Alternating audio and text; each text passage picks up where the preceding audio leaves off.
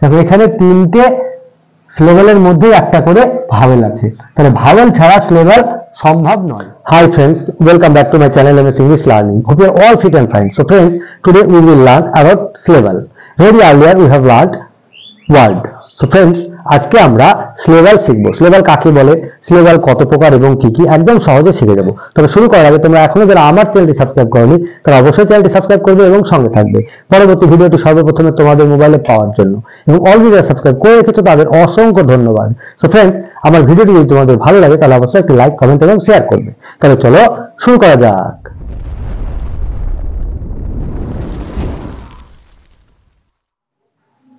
So friends, আজকে আমরা syllable শিখব। সিলেবাল কাকে বলে এবং কত প্রকার কি কি, তবে চলো দেখে নিই। সো ফ্রেন্ডস, আজকে আমরা সিলেবাল বা শব্দাংশ শিখব। সিলেবাল বা শব্দাংশ, সিলেবাল কাকে বলে, সিলেবাল কাকে বলে জানতে হলে আমাদেরকে ওয়ার্ড সম্বন্ধে জানতে হবে। এর আগের ভিডিওতে আমরা ওয়ার্ড সম্বন্ধে জেনেছি, ওয়ার্ড কাকে বলে, কিভাবে ওয়ার্ড তৈরি হয় আমরা একদম জেনে গেছি। তোমরা এখনো যারা জানো না তারা চাইলে আমার চ্যানেলে ভিডিও দেওয়াতে দেখতে পারো, তাহলে একদম সহজে শিখে যাবে।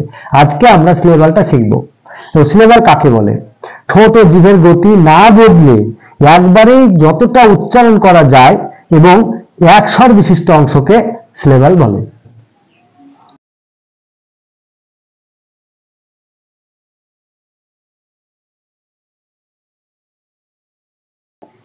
ঠোঁট ও জিভের গতি না বদলিয়ে একবারে যতটা অংশ উচ্চারণ করা যায় তাকে সিলেবাল বলে।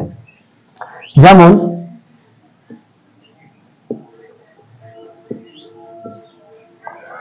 যেমন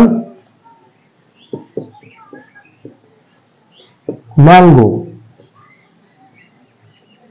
দেখো এখানে ম্যাঙ্গো মানে আমরা এখানে কবার উচ্চারণ করছি, ম্যাঙ্গো, ঠিক আছে, MANGO। এখানে দুবারে উচ্চারণ হচ্ছে, একবার হচ্ছে ম্যান আর একবার হচ্ছে গো, ঠিক আছে। র্যাট, এখানে একবারে উচ্চারণ হচ্ছে র্যাট। আবার দেখো কোল কা টা, এখানে দেখো কোল কা টা তিনবারে উচ্চারণ হচ্ছে। তাহলে এই যে একটা ওয়ার্ড আমরা যতটা অংশ জিভ এবং ঠোঁটের গতি না বদলে উচ্চারণ করতে পারছি সেটাই হলো একটা সিলেবাল।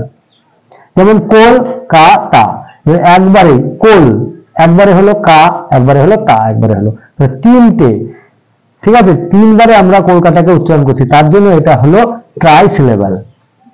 এবার দেখো প্রত্যেকটা যে সিলেবাল বের করলাম তার মধ্যে দেখো একটা করে ভাওয়েল আছে, তাই বলা হয়েছিল এক স্বর বিশিষ্ট।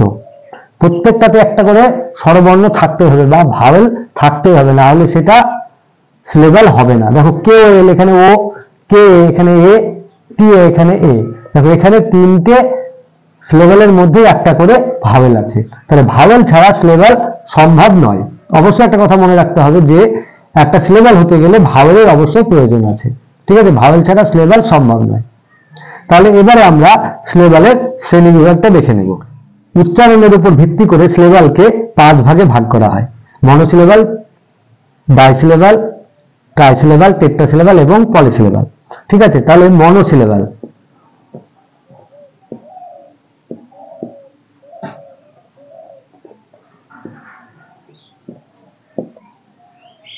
মনোসিলেবাল যে সিলেবালে একটি মাত্র সিলেবাল থাকে তাকে বলা হয় মনোসিলেবাল, ঠিক আছে। যে সিলেবাল একবারে উচ্চারণ করা যায় তাকে বলা হয় মনোসিলেবাল। যেমন ম্যান, ক্যাট, ডগ, গো ইত্যাদি, ঠিক আছে। দেখো এখানে ম্যান একবার উচ্চারণ হচ্ছে, ক্যাট একবারে উচ্চারণ হচ্ছে, ডগ একবার উচ্চারণ হচ্ছে, গো একবার উচ্চারণ হচ্ছে। এখানে কোনো ভেঙে ভেঙে উচ্চারণ করা যাচ্ছে না, একবারে উচ্চারণ হয়ে যাচ্ছে, তাই এটা মনোসিলেবাল। যে সিলেবাল একবারে উচ্চারণ হয় তাকে বলা হয় মনোসিলেবাল, ঠিক আছে। এবার দেখো ডাইসিলেবাল,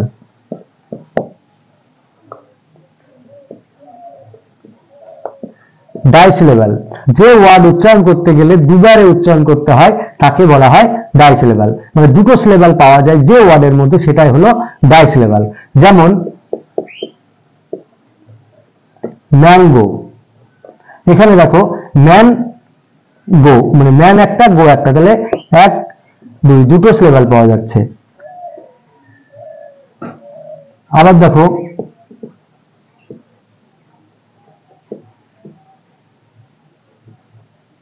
বিউটি, বিউ একটা টি একটা, এখানেও দুটো পাওয়া যাচ্ছে, একটা দুটো, বিউটি। আবার দেখো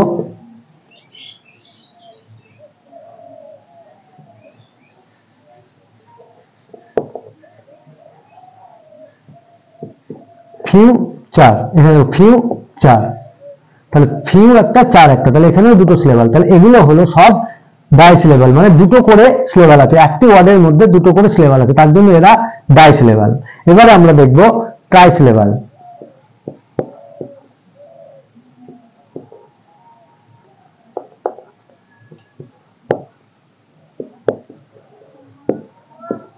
ট্রাই সিলেবাল, যে ওয়ার্ডকে উচ্চারণ করতে গেলে তিনবারে উচ্চারণ করতে হয় বা যে ওয়ার্ডের মধ্যে তিনটে সিলেবাল পাওয়া যায় তাকে বলা হয় ট্রাই সিলেবাল। যেমন টোটালি, টোটালি, এখানে দেখো তিনটে সিলেবাল পাওয়া যাচ্ছে, 1 2 3, ঠিক আছে। আবার দেখো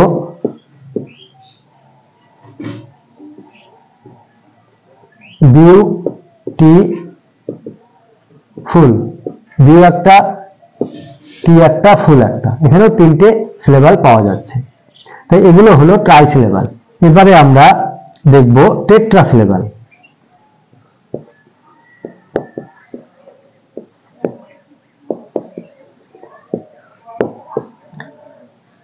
যে ওয়ার্ডে চারটি সিলেবাল থাকে তাকে বলা হয় টেট্রা সিলেবাল।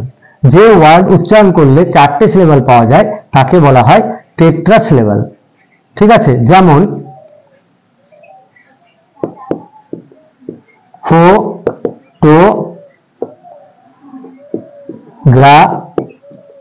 ফটোগ্রাফি, দেখো ফটোগ্রাফি, ফটোগ্রাফি, এখানে দেখো চারটে সিলেবাল পাওয়া যাচ্ছে, ঠিক আছে, ফটোগ্রাফি। আবার দেখো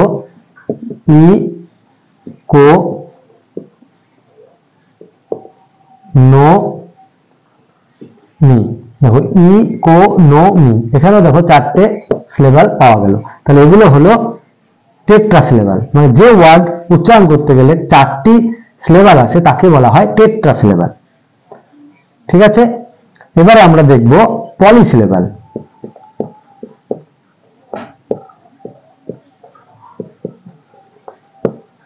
পলি সিলেবাল, যে ওয়ার্ড উচ্চারণ করলে চারটির বেশি সিলেবাল আছে তাকে বলা হয় পলি সিলেবাল। যে ওয়ার্ড উচ্চারণ করলে চারটির বেশি সিলেবাল আছে তাকে বলা হয় পলি সিলেবাল। যেমন আনফরচুনেটলি, আনফরচুনেটলি, দেখো এখানে 1 2 3 4 5, এখানে 5টি সিলেবাল পাওয়া যাচ্ছে, তাই এটা চারটির বেশি হয়ে গেল, সুতরাং এটা হয়ে গেল পলি সিলেবাল। যে ওয়ার্ড উচ্চারণ করলে চারটির বেশি সিলেবাল পাওয়া যায় তাকে বলা হয় পলি সিলেবাল, ঠিক আছে। আরো একটা উদাহরণ দেখো,